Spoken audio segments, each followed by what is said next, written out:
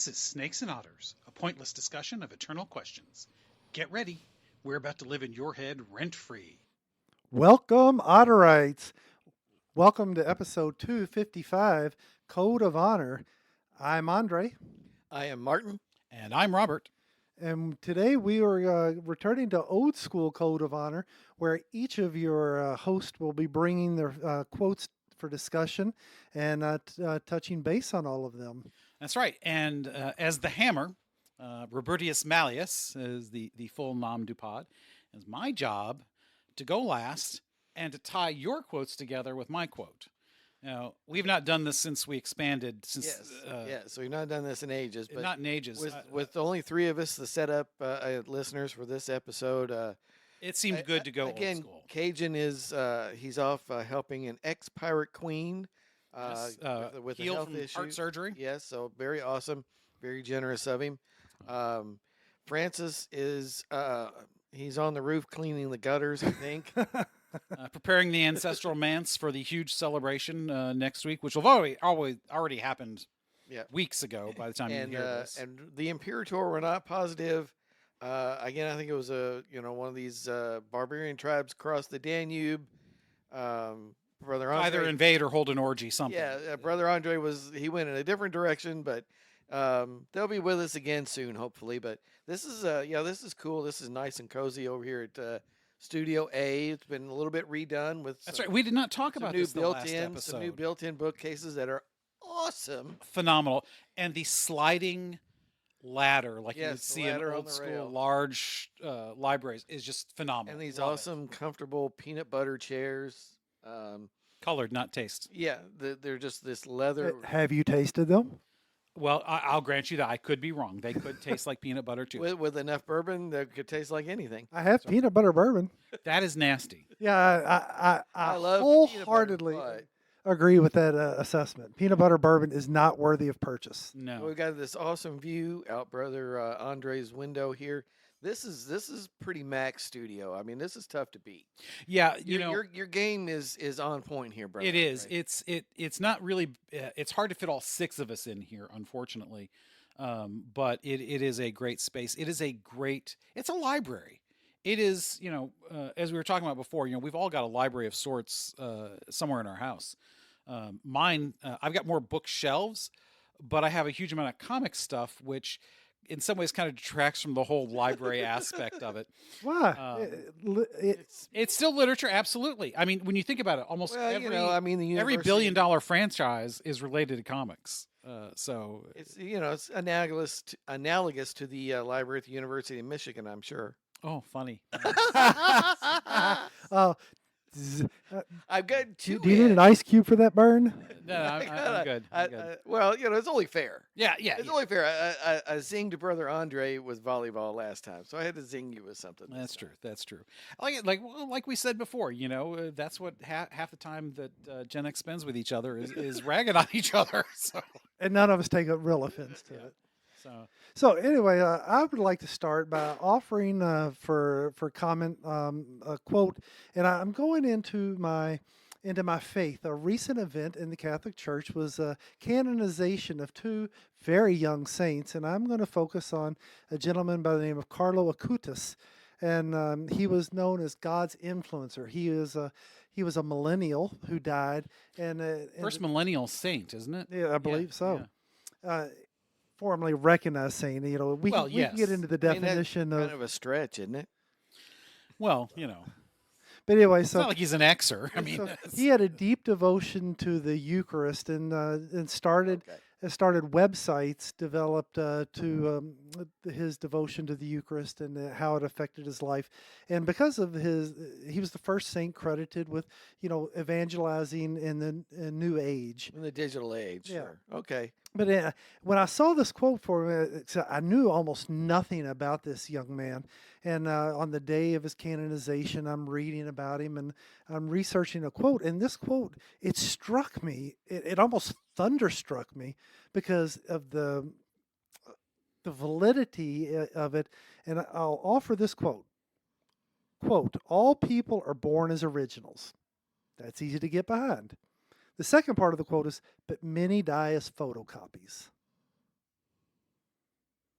And and I was thinking, yes, we're all born unique and original and pleasing to God, but through socialization and whatnot, we all conform. You know, what is the joke that we like to use here? I'm an individual, No, no, and no. so am I. We're We're all all individuals. individuals. I'm not. But, so we lose our uniqueness as we try to conform to society to fit in, and this one really struck me that a lot of our uniqueness and beauty to God is lost when we try to curtail to others. Any discussion on this? This Nope, no is. discussion. We're I done was with gonna say that. Okay. this is Next quote. Yeah, I mean, it would be almost uh, one of those beating the dead equine deals. Pummeling. Pummeling the dead equine because we are Expired. expired equine Yeah. because we have talked at length about this tension, in our lives of it's safe to fit in, Hmm. but how much of yourself do you lose when you strive to fit in? Yeah. And how do you find a balance between being yourself and not being an outlier that could be, the subject of ridicule or whatever you Or fear. worse, the subject of a Crime Channel documentary. Yeah, yeah. So, but I think the fun thing is, though, again, we've been discussing Gen X topics at length as well. Um, we are one of those generations that its individuality is important to us, and we don't like being copies of others. We sought some safety as we were younger, but I think as all of us have aged, we understand maybe better than other generations. It's okay to be unique. It's okay to be yourself. Well, and I think that goes both ways, though. We've talked at length, as you said, about this tension between those two poles. Put another way, which we have also used as an example on the show, is we talk about those six human needs that I brought up years ago, and Yep. they've come up quite often. Two of those needs are the need to be unique, as you Yep. just said, versus the need to belong. And all six of Hmm. these, there's three sets. They are opposites of each other, and there's always that tension between them, because yes, we do want to be unique, but very few of us want to be totally alone, and nobody, short of some guy that strips off all of his clothes and walks into the desert to live, or into the forest or the mountains or whatever, is not connected to somebody else. As much as Martin might hate to admit it, he is connected to the larger society, Yeah. and we all are. And we do take great comfort in that. That I mean, look what we were just talking about. We revel in the fact that we are Gen X, and it is a defining That the other person. generations fear us. Right. Well, I have a question. You brought up a great topic, Martin. You said that as we've grown older, we've grown more comfortable with our own uniqueness. Yes. Is that generationally specific to Gen X, or do you think it's just that is anybody, the greatest generation, that as we grow older, we just don't give a damn what other people think about us, and we're happy with who we are. I do think it is fairly unique to Gen X. Now, I could be wrong about that. Probably every generation would argue the same thing. Absolutely, they would. But I would have. The interesting thing it's like before you to finish, me, it's like kind of. Oh, well, go ahead. Yeah. because I wanted to comment on that, so it's Yeah. not like a segue. Um, Comfortable with being unique. I thought you were going to say being comfortable being part of a larger group. Because honestly, when I think of that uniqueness, I think of more when I was younger, less so as I've gotten older. So maybe that is more of an individual experience than a generational. So I don't know Yeah. which one is right. Yeah. I mean, I just feel like for our generation, we had again on those unique formative things to us, and we're just comfortable going. You know what? I'll just do whatever I please. I don't care whether you think it's a good decision or not. Um, you know, I sit here with a beard that touches my chest and a curly mustache, and my hat's in here That in the ladies other like to room. twirl Yeah, and it's like, how many people do you run into like this? And outside of a ZZ Top concert. yeah, and it's one of those things of, there was a time when I would have just been terrified do this because I would have desired to fit in. And short beards or goatees or what that's much more common. But You know, now I'm kind of like, you know what? This is fun. I'm having a good time doing this, and I don't care. Is the beard is terminal length or is it going longer? Um, Whatever nature ends up doing with it is going to be what happens. Okay. I'm aiming for belly button. We'll see what happens. well, I'm really surprised that Mrs. Martin hasn't just like cut that off in the middle of the night with a good pair of scissors. So Well, I mean, somebody else brought up the same kind of thing of, well, what does your wife think? I was like, don't 30 care. 31 years. Where is she going? Well, Be careful with that question. see, So- Brother Andre and I, we can't afford to ask that question because our wives could leave, and We're stuck. we're stuck. Yeah, We can't remarry. we can't remarry, not without giving up a whole lot and abandoning things. Yeah. I'll say this for this point in my life, I couldn't give up being clergy for that. Well, I couldn't give up.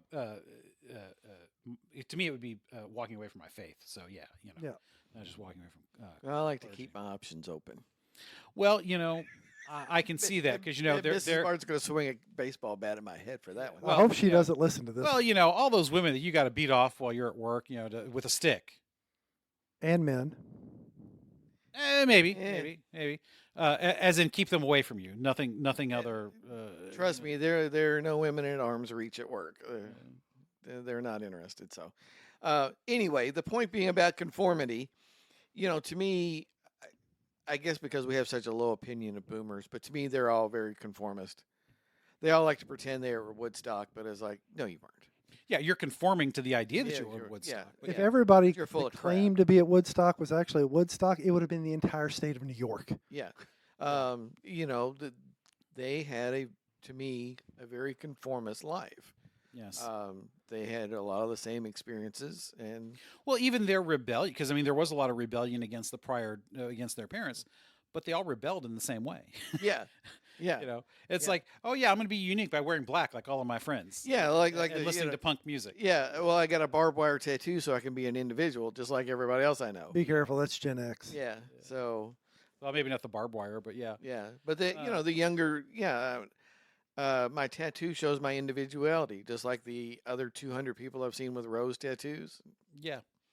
I mean, again, it's a little facetious that it Well, is the kind of concept is valid. pro Gen X, but I do think that at least as older members of the generation, we are much more comfortable with nonconformity. than See, we I- used to be, especially personal nonconformity. I'll speak for myself, maybe as a younger version of that.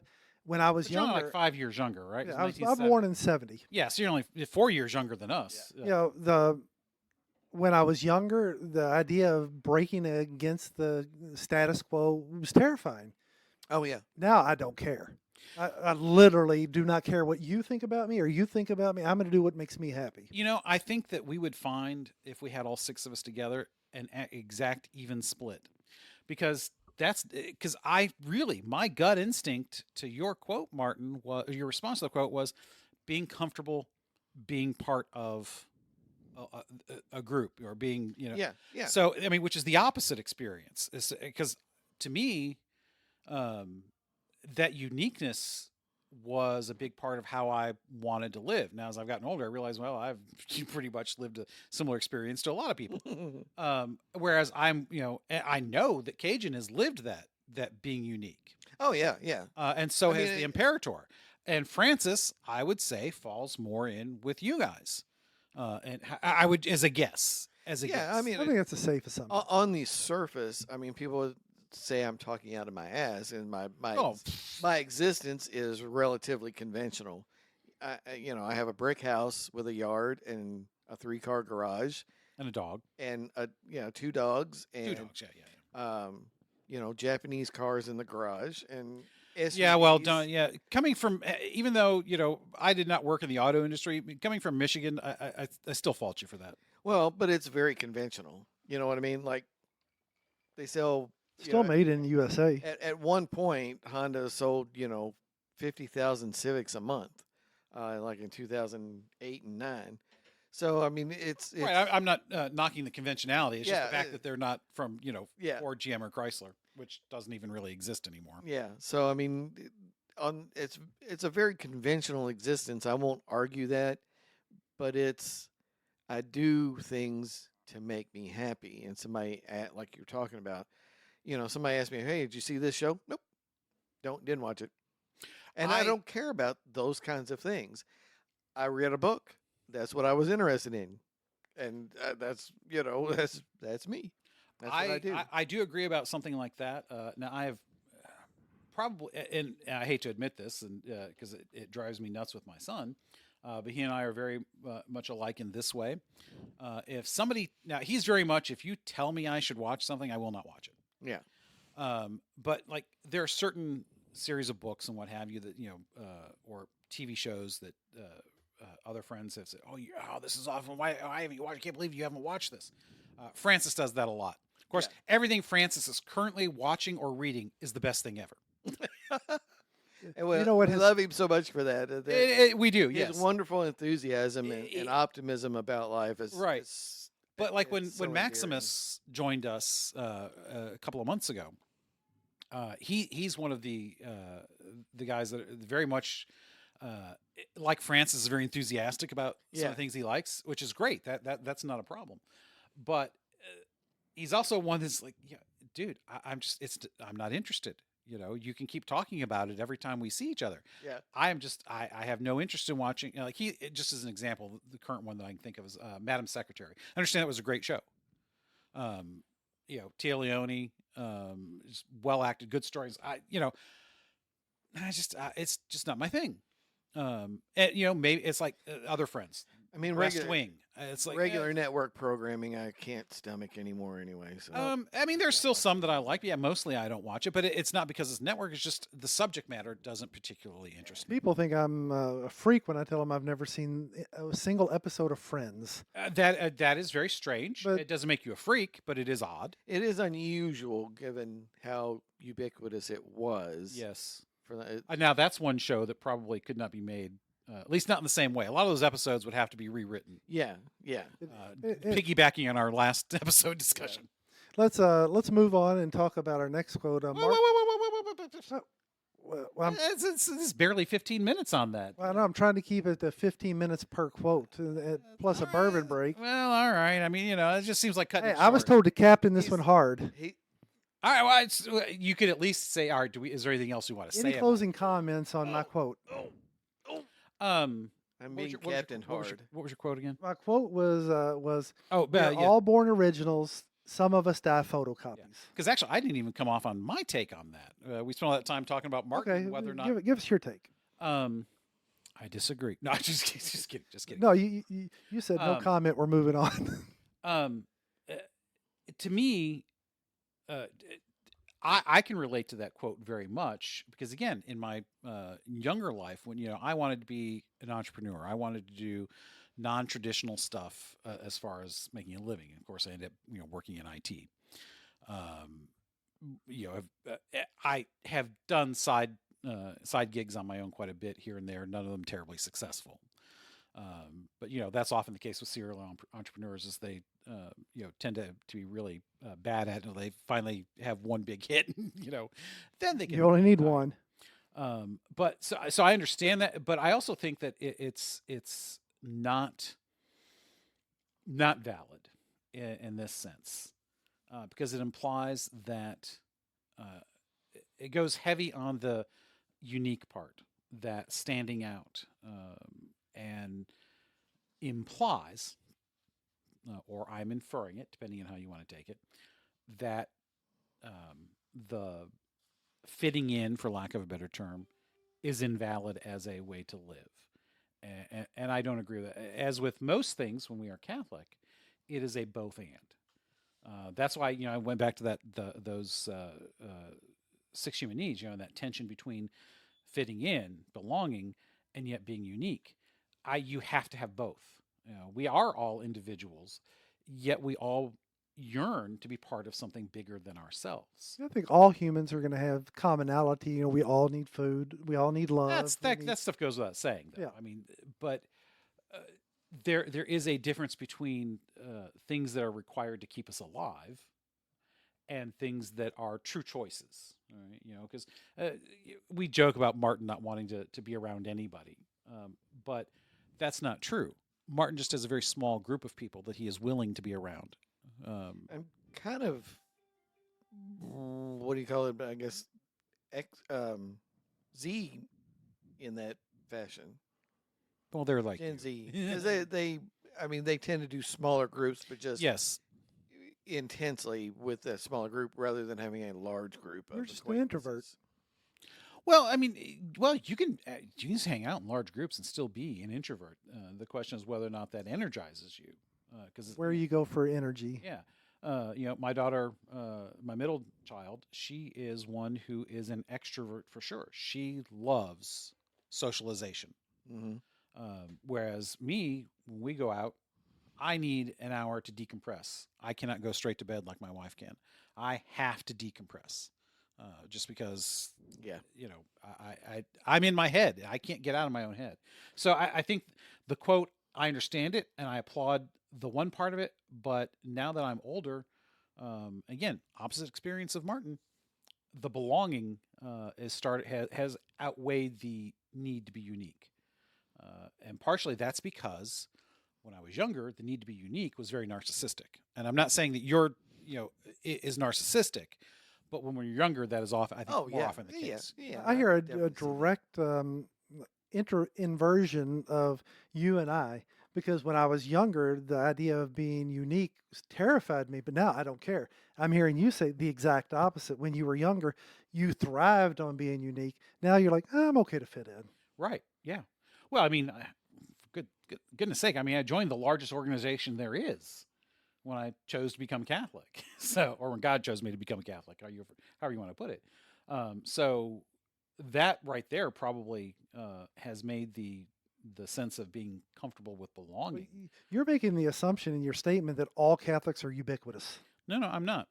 But Ubiquitous doesn't get a word boner. Say, Word we've already boner. used it a couple of times, and we've yeah. Oh, okay, I'm sorry. Well, you know, so caught up in the discussion, I'm forgetting my job running the board. No, I'm not saying that, but we still all belong to the same faith, Yes, we do. and there are just as many ways to express and live that faith as there are people. So, like I said before, both and it is both the best way to be both unique and belong. Touche. Okay. ready. Yep. Martin, what do you got for us? So a small Francis-like setup of this quote. I am currently Not reading. too Francis-like. Yeah, I'll do it quick. Currently reading Arthur Herman's *The Cave in the Light*, Plato versus Aristotle, and the struggle for the soul of Western civilization. You've been talking about this book so much, I've got to go out and get a copy. Just a little light reading. I am pretty much to the spot of this is the favorite book I've ever read. Wow. It's so good, and that's why Professor Herman's top of the bucket list now. I would so much like to speak with him. I don't know. I'm not even sure I could get a question out to ask him, but it's pretty awesome. But it's he's discussing the role of philosophy in in the Western world, and how it's influenced. Where you are philosophically then influences other aspects of society. And it's the conflict between Plato and Aristotle. And of course, I just finished up the section on the romantics and romanticism, which are back to right, Plato. not the musical group. Right, back to Plato. And so my quote is Percy Biz Shelley, poets are the unacknowledged legislators of the world. Ooh. So Because I'm ignorant and I require massive interpretation, please give us your take on that quote. So basically, Shelley is the first person to come out to say you got to win the culture war before you get anywhere else. When you say poets are the unacknowledged legislators of the world, I think that's a great way to put that in modern terms. yeah, in modern terms, that is, you have to in the the people who influence the culture influence the direction of everything else. And politics is how we live together, whether we want to acknowledge that or not. The Hearts whole and minds come before laws yeah, most of the time. yeah. So At least in some portion, because a lot of times, racial laws, for instance, hearts and mind came in a small group that changed laws yeah, that later affected larger groups. So it's not always a majority, but yes. yeah. So it's the set of if you can make that spot that have that ground, that high ground in the culture war. And I don't mean high ground in the sense of a moral high ground. I just mean in the sense of winning. You've taken the high ground regardless of what Therefore, position it's that is. over. Yeah, you know, Anakin, I have the high ground. Don't do it. Once you have that cultural high ground, you direct everything else. So that's why that quote is just, when I'm reading that section of The Cave in the Light, it's just searing to me. Now, question for you: if I understand your interpretation of that, you're saying that the poet dictates and shapes the public opinion based on what they write. Because when I heard it, I took it as a different meaning. They take the vitriolic feeling and emotion of the people and express it in verse, which gives word and rough definition to a feeling. I don't think Shelley would have thought of it that way. He would have thought about it as the poets are out ahead of everyone else. But I don't think the Is two are mutually exclusive. No, not you. I think you're right.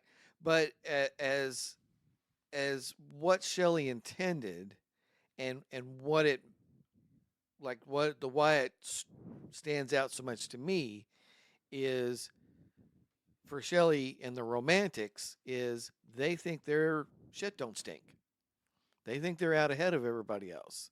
That's the whole point. And therefore, they are the unacknowledged legislators of the world because they're out ahead of the game. And they're not unacknowledged because people are ignoring them. They're unacknowledged because nobody's even caught on yet. And There's quite a bit of arrogance in that. yeah, Yeah, well, I mean, I was trying to think of a very polite way of saying it, but I think you went straight to the heart of it. oh yeah, well, I and mean, but you see that in today's equivalent of poets. Nobody reads poetry anymore. So we wouldn't say poets, but we would say, uh, God help me, influencers. yeah, but I mean, Um, and that's what Shelley means too, because he means artists, yes, the writers, creators, no, the creators, because the makers of culture. exactly. I mean, but you have to also understand who are his buddies. Well, I mean, Mary Wollstonecraft Shelley's his wife. Right. She writes what is essentially acknowledged as the first horror novel, Yes. and in Frankenstein. Frankenstein's monster. Yes, and Frankenstein is, I mean, it's an enormously influential novel, Yes. enormously Still. influential. It's sitting And on the shelf in the library. and his bestest buddy Byron decides that he wants to participate in the Greek War of Independence against the Ottoman Empire. So just kind of like on his own deal, just he comes up with a bunch of money, sails to Greece, shows up in this like port town in Greece, and they're like, "What? You want to do what?" And he immediately catches like dysentery and dies. He doesn't even get to do anything. It's just like this goofy. There like- are so many parallels to some of the idiocy today in that story. Exactly. It's just so stupid.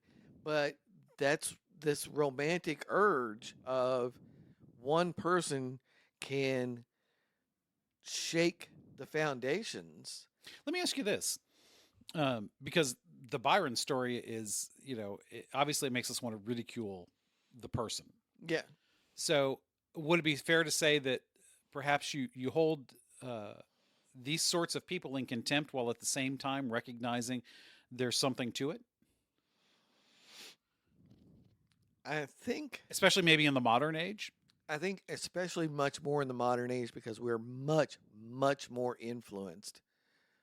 Because we have so by- many ways to be influenced. Yes, because we absorb so much more media than, again, if you were a shopkeeper in 1820 in London, yeah, you would get newspapers, you might read novels, but your day is largely taken up with Survival. exactly survival, trying to make a living, Yep. and Well, the rate of trying not change, to catch a freaking disease. yeah, the rate of change then was glacial. Yeah, Uh, yeah, until industrialization, the rate of change was always glacial. yeah, And since the beginning of the 20th century, it has accelerated, first perhaps linearly, or a very low part of the exponential curve, but now we're very much at the high, yeah. where it is almost all change over a very short period of Right. time, as opposed to almost no change over a long period of time. And again, this book again with this idea of juxtaposing Plato versus Aristotle is he's going through the history of Western Civ and watching the pendulum swing between the two. Mm-hmm. So you have this very Aristotelian period beforehand of like Locke and Hume and Adam Smith, and then you get to Rousseau and the Romantics and Shelley and all that is a Platonist rejection of the Aristotelian ideas of Locke and Hume and Smith. So this pendulum swinging. So I think the fun thing is Shelley's right and wrong. It's not necessarily the poets, it's the philosophers who can write poetically are the ones who are driving civilization. And we watch these swings, and like I said, this has been a tremendous book. I'm probably not doing it anywhere near the justice it needs to be done. I think you're vocalizing it, which is what I'm hearing you say the poets are doing with the ideals that they're espousing. That Well, and it's been one of the things, these pillars of Snakes and Otters. And the reason we took up the idea of talking about the philosophers is they're there first usually. Where we end up is usually something you can trace back to some philosopher and some theory of ethics or teleology or society or something. Word boner. but there's a yeah, I would agree, but there has to be some validity to their point because there are multitudes of people who have opinions and they express them both in writing or in today's society online. And, excuse my vulgarity when I say this, but people's theories are just like assholes. Everybody's got one, and Yes. most of them stink. Yeah, opinions are like assholes. Everybody's got one. Well, it's interesting. You can make the argument that there's no more as a percentage of the population, or even maybe a hard number, that are we would consider either the poets or the influencers. And however, an influencer, I don't just mean somebody who gets on TikTok. Yeah. I mean somebody who actually wields, Societal change. well, at least architects it in some way. Okay. Or, lays out ideas. Because even though we've got so many more people, as you said, everybody's got one, an opinion, as well as a. I don't. Maybe because there are so many voices, that just like. Ooh, I'm starting to hammer already, and I didn't even mean to. Just like with your quote, I think so many of the voices homogenize very quickly, and this whole, again, wanting to belong, thing that we were talking about, I think it very quickly makes opinions congeal around polar opposites now. And so, even though everybody's out there trying to put their take into the world, really, it's no different than the next guy's take. Yep. Except for that, there's a very small percentage that are actually defining the debate as opposed to participating in the debate. But that might go back to what he was saying, that the poets drive the discussion. and that's what I'm if saying. they are the creator of the idea. Right, and that's exactly what I'm saying. It's not, even though as there are a lot more people attempting to participate in it, they're not really. They're just being the photocopy, as opposed to being the original. There's a lot of photocopies running around out there. Oh my God, That's yes some there are. really good hammering already. I know I haven't even gotten to my quote. I know. Your quote will be after our Yes. discussion of Bourbon Break. Dude, Oh, I'm sorry. Do not step on my line. Edit that out. Edit that I out. tell you, it's we let somebody new in the show, and he just Yeah, it's- look. we're trying to make Andre a star. Oh, This that's time. true. That's true. So let's go. I, With I, it. I'll let it slide. I'll let Let's it go slide. with Thank it. you. You know how this works, okay? With the brotherhood, we don't bring each other down. We're lifting each other up. But we still rag on No, each no, other. it's just like it's just like a family. We can argue amongst ourselves, but no one can criticize That's our right. brothers. That's right. We give We, give we each will other, turn on. we give each other crap out of love. But I believe that Brother Andre can be a star of this. Oh, episode. absolutely, absolutely. I'm a star in my own mind. You're a star in a lot of people's mind, brother. Bourbon break. Well, I think since I think we need to have a discussion on bourbon, but let's start with Martin since we cut him short last time. Oh no, I got everything out last time I was going to get out, but this is E.H. Taylor, which is always Small batch or Small batch. small batch. Yep. So you know, Brother Andre's favorite is E.H. Taylor, so there's always some here, and rarely would I pass up a chance to have E.H. Taylor. It's so good. And you know, I like to go to the distillery to get it because they don't charge an arm and a leg for it. It's Yes. just retail. Yes, I think we need to make a trip out. It's been more than Yes. 90 days since I made my trip, so I am out of jail for everything. So Yeah, maybe we can. And by jail, he's not talking about felonious assault. no, the jail inhabiting jails is my brother's job in the family. I'm the one who stays. But when you go to purchase from the distillery to discourage people from trying to profiteer on it, you're restricted from buying any specific label once every 90 days. Yes, although they often will pair a second spirit with the one that is the primary, and that second one is often jail free. So if Okay. you just bought one last week, you could buy one that week. And the ones that are the special release, what we need to do is go like around 10 o'clock and just plan on staying for several hours because there's a sweet spot between 10 and 2 apparently when most of the special releases come out. Yeah. And the bad thing is you never know what they're going to be, but you can get some stag and some. I would like to try that. Yeah, I Eagle mean, Rare. no, the Eagle Rare is one of the 4 that rotates. But Yeah, okay. so things like the Stag and the Elmer T. Lee, those are the ones that you just never know. Yeah, Eagle Rare is probably twice a week, I think.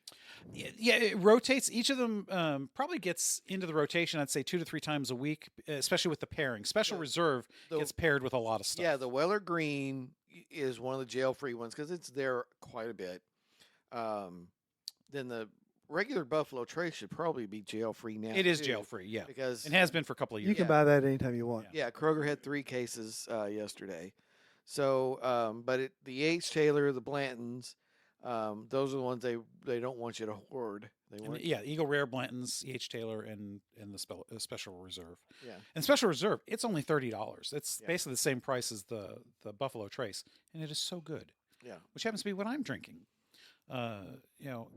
It's as I said to Brother Andre as we were pouring, it is the best screw top bottle of bourbon you will ever Yeah. find. Because you could put a cork in that and double the price easily. Yeah. Hopefully, nobody from the distillery is listening. Or if you are, we'd be happy if you sponsored us. Yes. I was thinking about it while you guys were talking.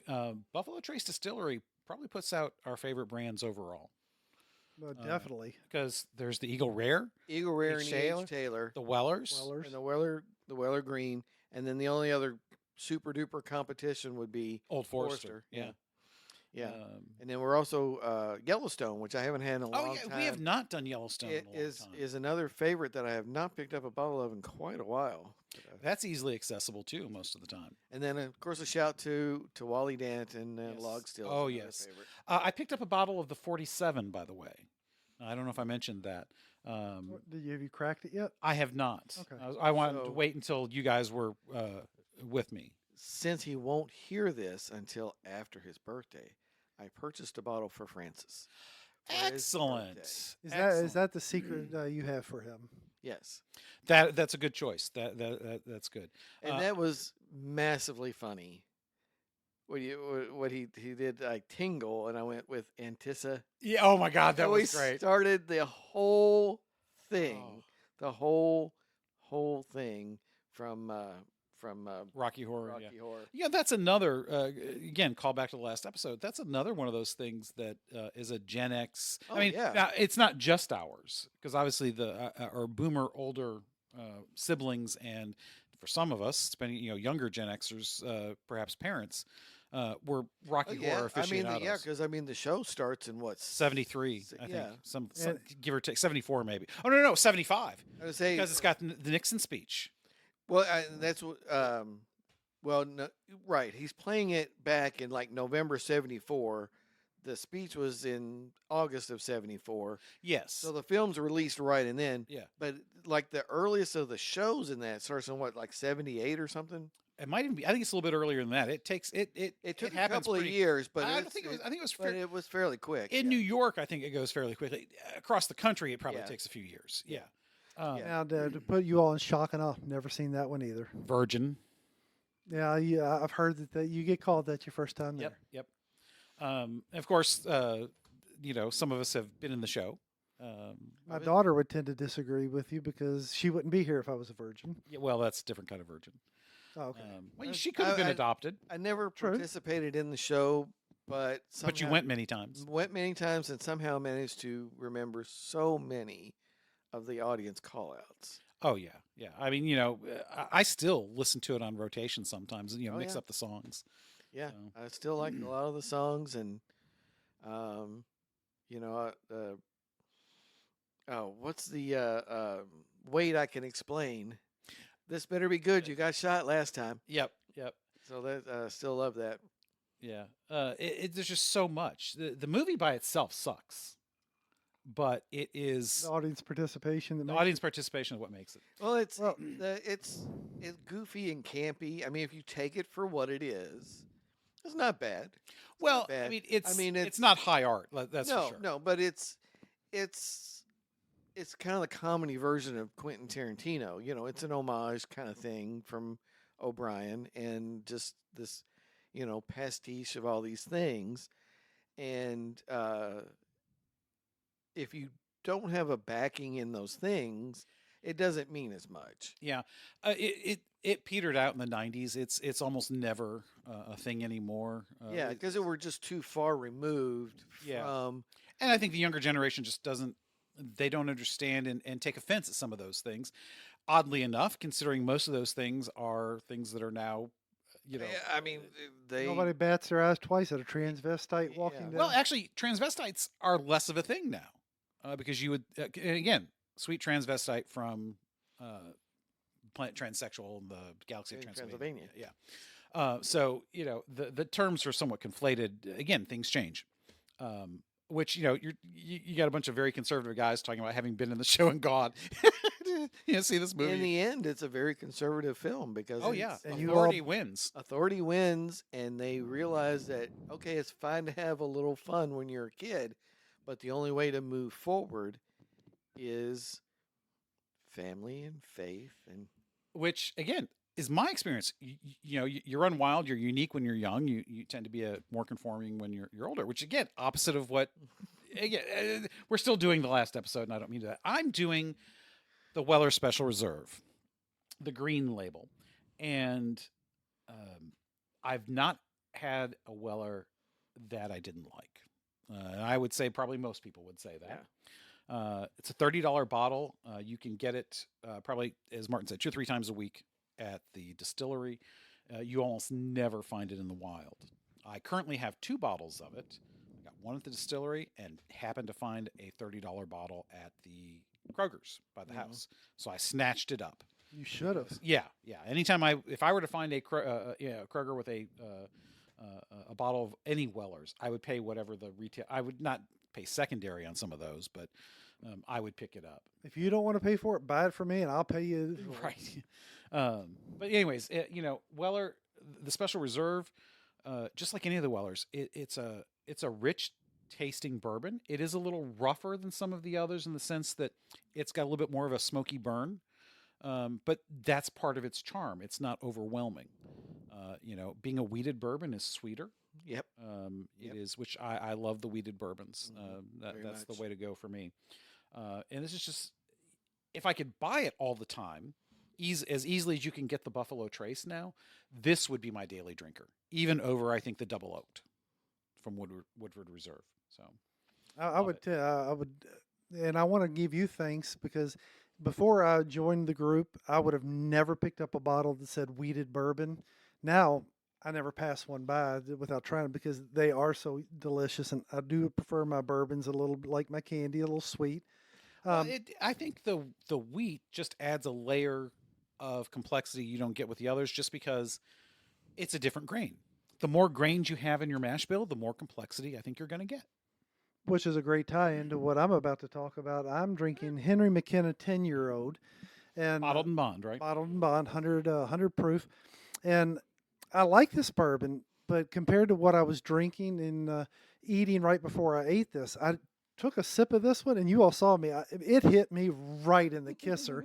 It was heavy on the front of the palate and had heavy licorice tones to it that I was picking up on that were almost What kind of borderline licorice? bitter. Like black licorice? Black licorice with a Interesting. I don't remember that because it's been a while since I've had it, but I remember enjoying it quite a bit. And normally black licorice is not my thing. So. yeah, and and it's still it's been several minutes since my last taste. It's still sitting there on the front of the tongue, and it hit me in the chest, and whew. I think if I would have started with this one and then with the bourbon I had in the first experience, that it would have been different. But man, this one hit me hard. It's good stuff though. Yeah, It yeah. is, yeah. I would buy the bottle again. I think it was $50-$60 bottle at Liquor Barn. Oh, yeah, yeah, that's about right. Yeah, I mean, I've seen it, in the mid 60s at some places, but yeah, that's yeah, about right. that's kind of standard retail. When it's hard to come across, secondary market will jump it to 80. 'Cause I paid I have 80 seen for it at Evergreens in Bardstown the last several times I've been through there. So I don't know if it's just because it's in Bardstown that's easier to get or what, but I have seen it there many times It's recently. amazing. You get out of the urban area of Louisville, and some of the harder to find bottles are just sitting on the shelves with dust on them. I tell you, yeah, especially if you go way out. Um, Evergreens in Bardstown is one of the best places to go for the variety. The other place I like for variety, it's not necessarily best in price, but then neither is the Evergreens. It's standard. But Total Wine Yeah, has one of the best variety of bourbons that Yeah. you will find. Better than it's not necessarily they'll have 70 bottles of a particular one, but they'll have half dozen of about any particular one, and a little bit more of others. But it's good. I believe my Kroger had the Henry McKenna. So if you are in the market, check your Kroger. I can't remember if mine has it right now. I just went through there. They have the little book, but it's at $160. Is it still 130 at yours? It is gone now. Okay. Um, I never did get out there. Now, I didn't see it. They maybe just took it off the shelf because it wasn't moving. I don't know, but Next is time you gone. go, ask. I'll pay you the $130 plus tax if you pick up a bottle for me. Okay, all I right. should have had you do that in the first place since you're there. Yeah, Yeah. yeah. I've been checking every Saturday, and it was, 2 cases, a case, 3 bottles. Now there's none sitting out, but I don't know. It Yeah, was when moving. you all go bourbon hunting, slow. do you go on a specific schedule, or is it just when you're in the store? Most places, I think Thursday and Friday are the days they get deliveries, but that could just be the Kroger's. Yeah, Because I know I just Kroger's, that's generally the case. I just go. We go shopping on Saturdays. I just shoot in there while Mrs. Martin heads to the produce and the deli.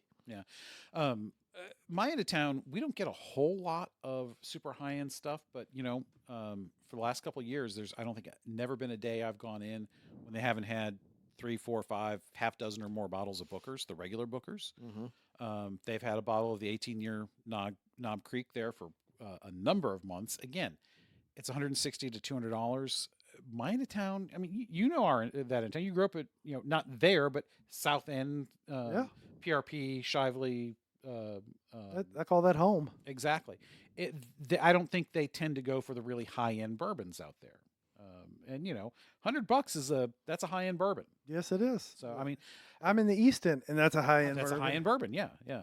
I mean, for the longest time, $30 was the range we always shot for. Now $30 is that's a a good steal. starter. That's Yeah. entry level. Yeah. So anyways, That Kroger did have. They had some of the 10-year-old Basil Hayden. yes, there's still some at mine too, and I keep meaning to pick up a bottle, but I just haven't done it yet. Yeah. So Because I do want to 10-year, get if you're in the market, 10-year-old Basil Hayden, Kroger will have that. Yep. Well, So you know what that brings us to? hammer time. Dun dun dun dun dun dun dun So dun, dun. Hammer time. So when we do, Yes. when we have done this in the past, my request is that each of you give your quotes so that we have a refresher for myself and for the people. My quote started with from Carlo Acutis. All people are born as originals, but many die as photocopies. Yep.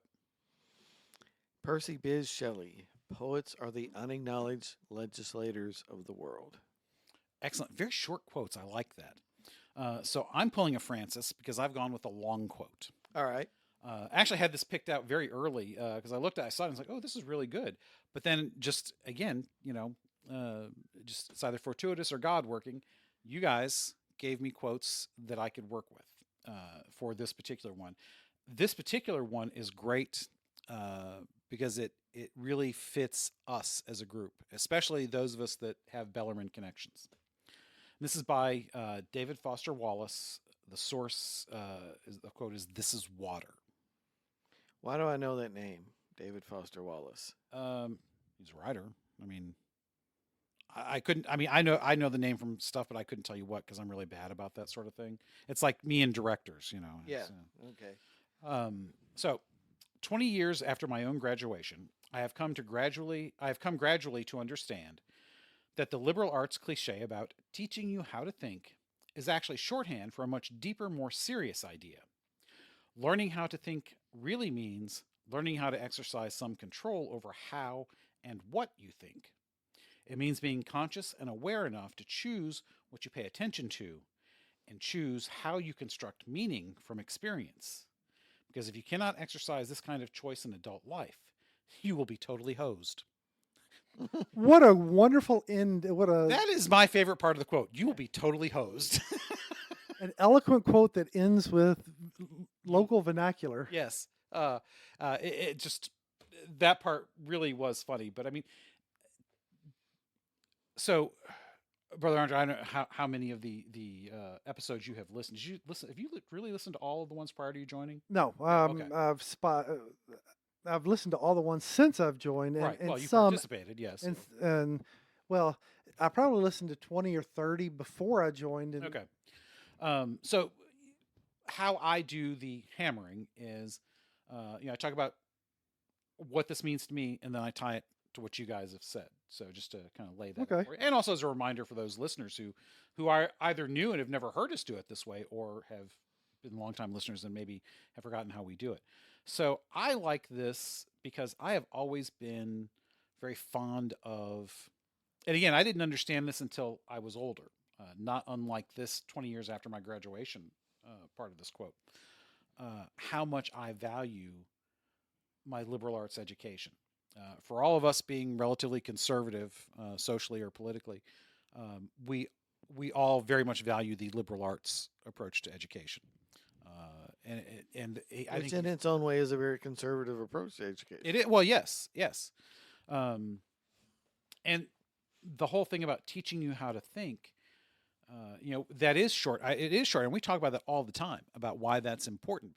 It's not that we don't know how to think, but it does teach us how to derive meaning and to connect the dots. It teaches us to be reserved in our judgment. That too, yes. To analyze first before you jump on board. Yep, I think that is very true, and there's a definite lack of that in society right now.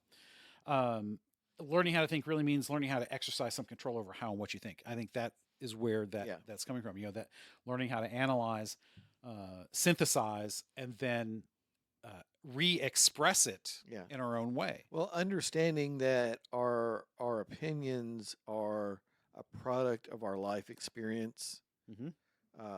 and what else we have consumed. Speaking of reading and Audio, video, Arthur whatever. Herman and everything, the way I process incoming information is very much related to the way I read primarily history and Right. and biography and things.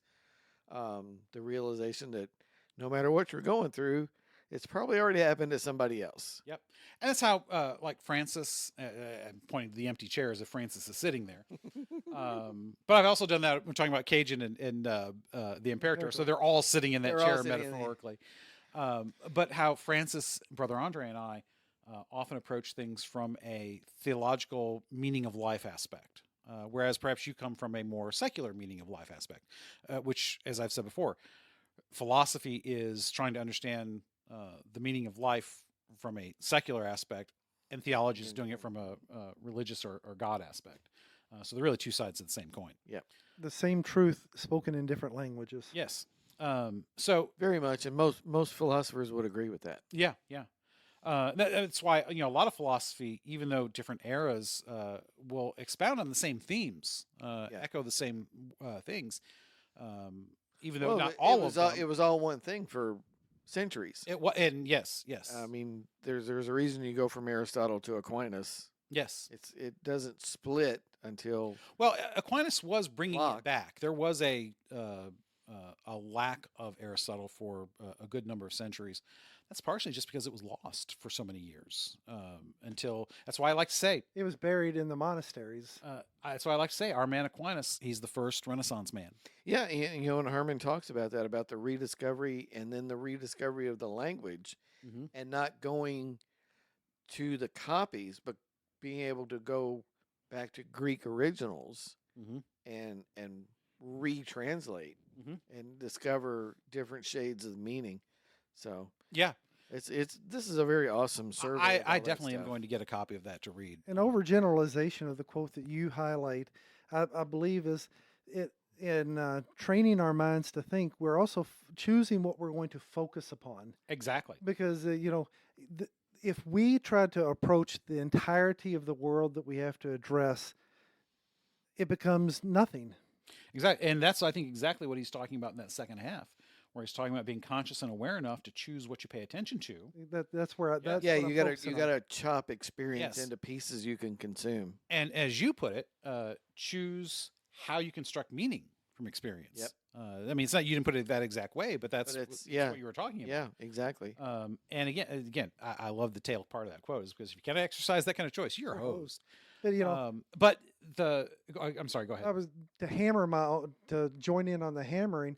You're not maybe allowed. Sometimes we become I'm sorry, I'm an ass today. We become photocopies because we don't have time to form our own opinion. So we go find someone who has a good opinion that we agree with on a certain topic. We're like, yeah, I agree with what Robert says.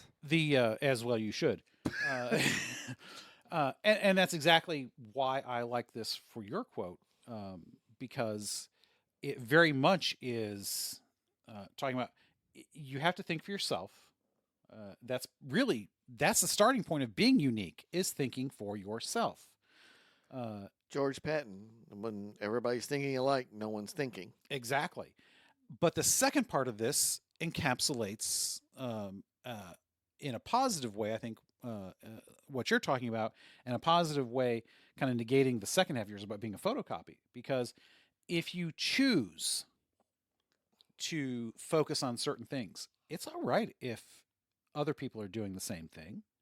You don't have to be original in that.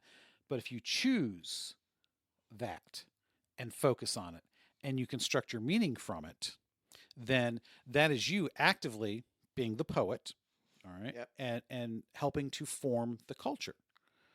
Because you are not just going along to get along. You're not just blindly accepting what is trying to be somebody's trying to spoon feed to you. Because let's face it, almost all media, that's what they're trying to do, is spoon feed some point of view. Yes. And disagree. Follow the narrative. Really? Follow the narrative, or you shall be be crucified. Yeah. Are you disagree with the spoon fed as in terms of it's really a fire hose, or no? There's no point of view that they're trying to. Popular media today is trying to keep you engaged to the next commercial. And if that is by giving you the party line that you are adhering to or telling you the things that you want to hear, they want to sell more commercials. Well, see now, we do not have news services anymore. We have propaganda machines. Well, actually, that supports what I was just saying. Okay. But what I find funny about the next commercial, that's true for most of the traditional broadcasts. But I think many of us, we consume stuff that doesn't have commercials anymore. Because I'm mostly because that's what I Well, use. I mean, But you're right. That's They like, do want to keep you you know, engaged so they can make money. If you're not buying the product, you are Or the product. yes. yeah, up to a point, sure, but they construct a narrative that they want to sell. That And they're smart enough to be able to that sell it. probably goes hand in hand with the advertisers as well. Yeah.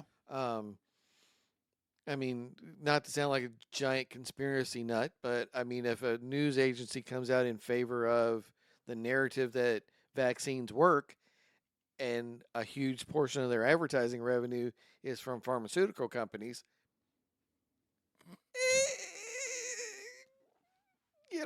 I think it's okay to ask the question. FAFO.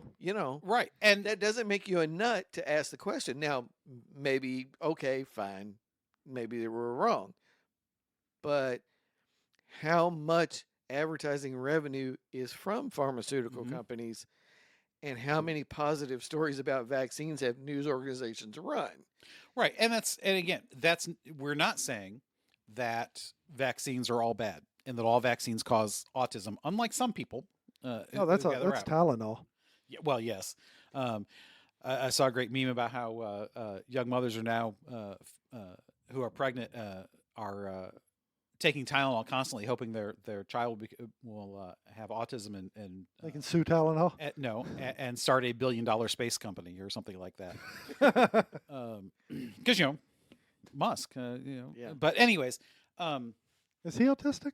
yeah, he's on the spectrum. Okay. He's on the, although from what I understand, they don't call it that anymore. So I can't keep up. I don't know. Yeah, I still do. which so. is another example of a particular narrative that is being pushed. So I think I don't know. I mean, they would put autism and what we used to call the spectrum into that neurodivergent. Yeah. But that right there is a new narrative that is being sold. And I'm not saying it's a bad thing. I'm not saying it's a good thing. I'm not passing A judgment. poet probably wrote that. Well, I don't know. I don't know if that's artistic enough to be a poet, but somebody who is trying to shape the argument or shape the discussion. And let's face it, that's what the poets are doing. Yeah. Is trying to shape the discussion. Again, taking quote poet in the broadest sense is a creative, or people who do these news stations, the people who write news, who edit news and produce news. They see themselves in that tradition. Yes. They see themselves as creatives, and not objective. I mean, we want to. Oh, you're objective, aren't you? They don't see themselves as objective. They'll admit, no. Why would I be objective? We're not objective. We're Why would I tell them? We've got something to push here. Yeah, we're saving the world. We're saving. Yeah, I mean, journalists think they're saving the world. Everybody wants to be. What's their names?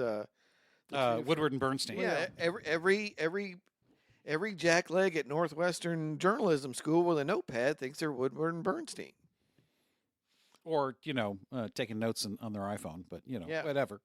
So, anyways, to me, the reason I think that this quote worked so well is because the two halves very much tie together. What you guys are talking about, basically, you're talking about the need to be original.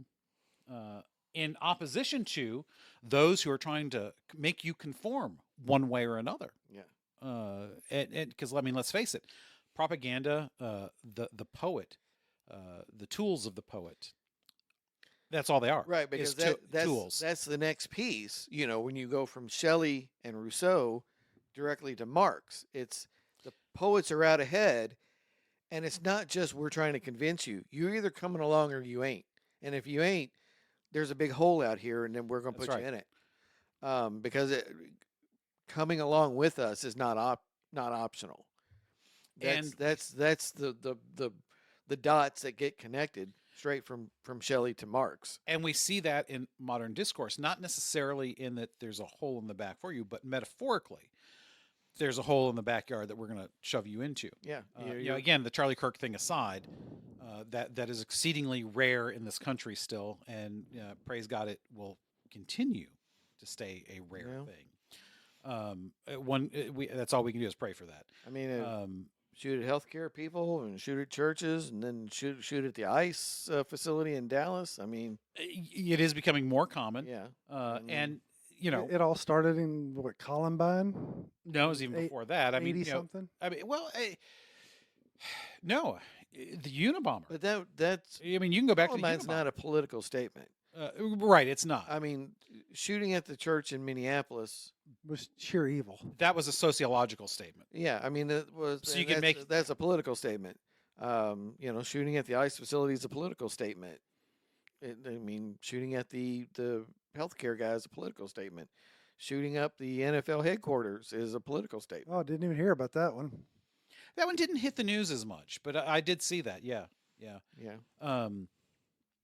I mean, you can be. I mean, I suppose you can make the argument that all shootings are political. I mean, you could call even Columbine political only in the sense that they were somehow radicalized by things that either affirmed their dissent or dissatisfaction, or put them in opposition to what now we would call the normies, for lack of a Yeah. better term. But I still wouldn't call that political. I mean, Columbine not in was the same also a sense. one-off because it's the only one I can recall off the top of my head that involved multiple conspirators. There was two shooters, and I can't recall any other mass casualty events that involved. Two. I think the sniper. There was two snipers in New Jersey. Remember the sniper thing that went on about 20 years ago? With in the back from the back of the car. Yeah, weren't there? One of them was that's not. New Jersey. That's the D.C. area. The D.C. DC, okay. shooters. Yeah, but Yeah. one of them was not a willing participant. The younger kid. Was the nephew or Yeah, whatever. So I mean, he was kind yeah. of Well, sort of kind of captive of the older. Yeah. okay, yeah. A little bit, but I mean, Yeah, But that was you are two. right. There are rarely cooperation in that sort of thing. But I mean, you said started with Columbine. Maybe that's just because that's more your Paradigm. not necessarily paradigm, but just your consciousness of it begins there. Yeah.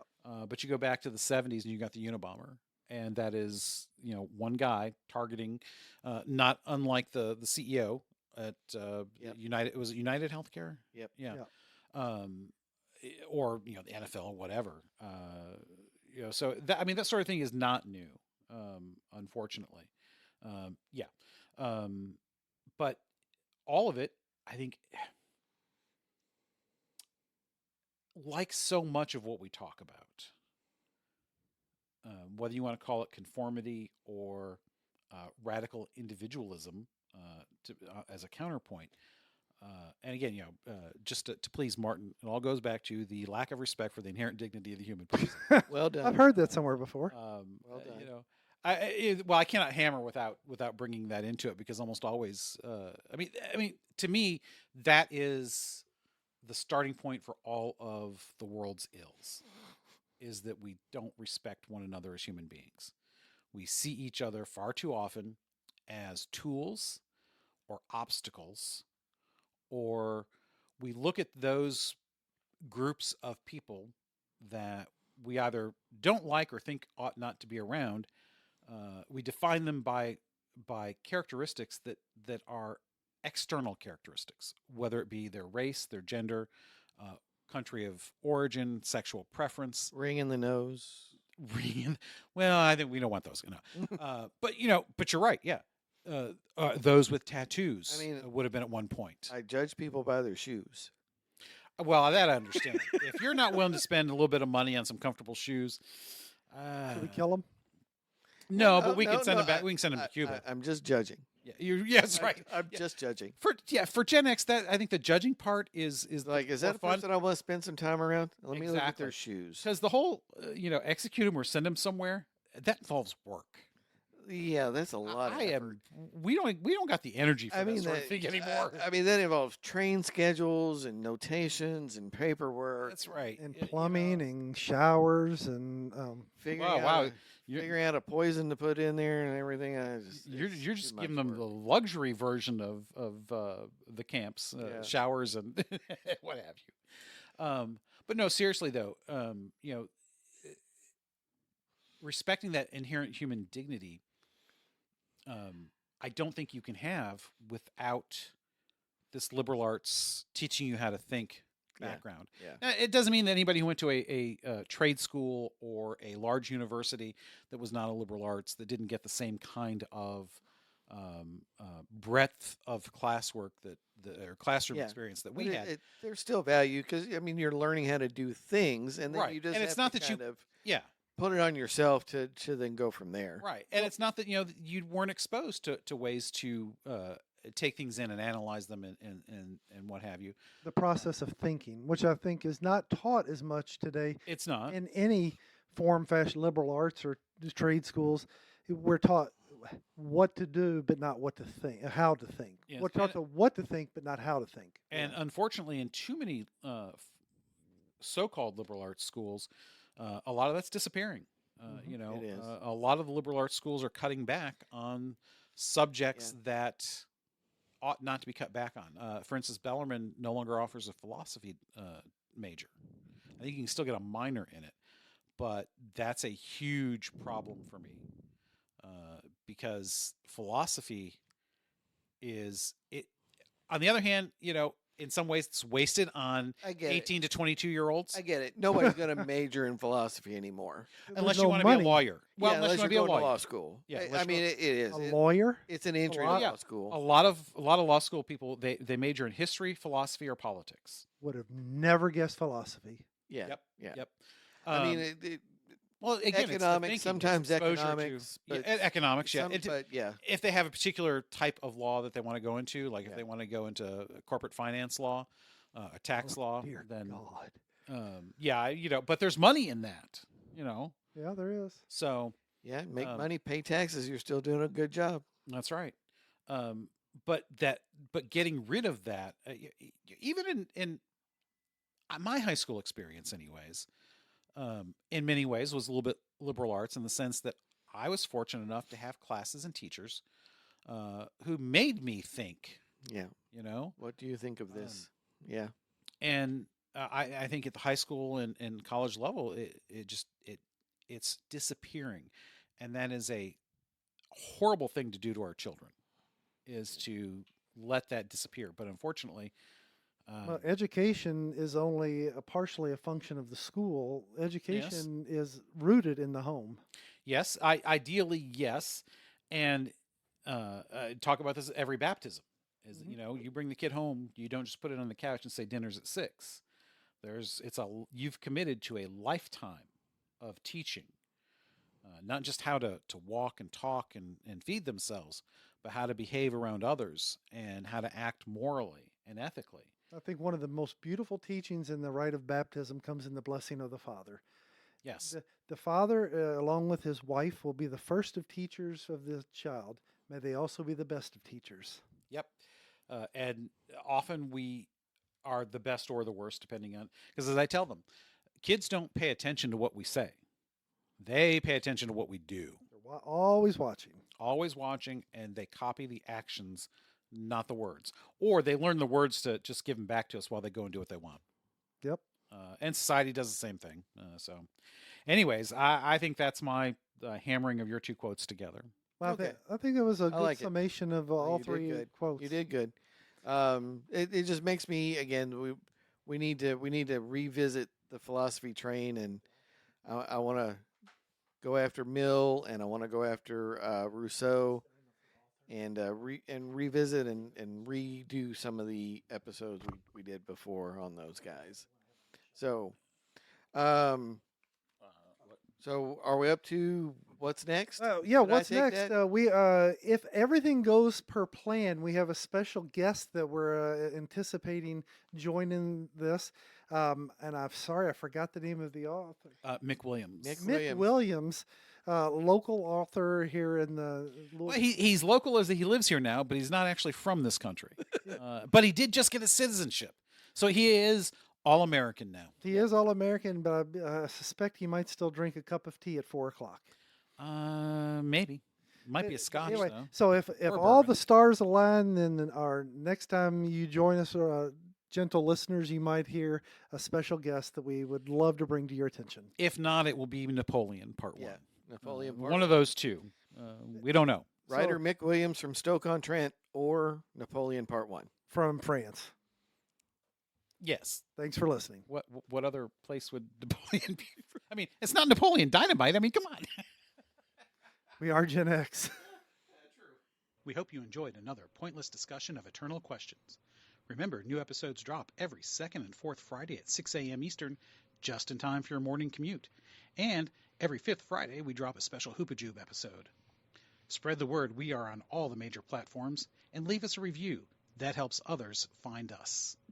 We're also on Instagram, Twitter, and YouTube, as well as our website, snakesandotters.com. Join us next time. Same snake time, same otter channel.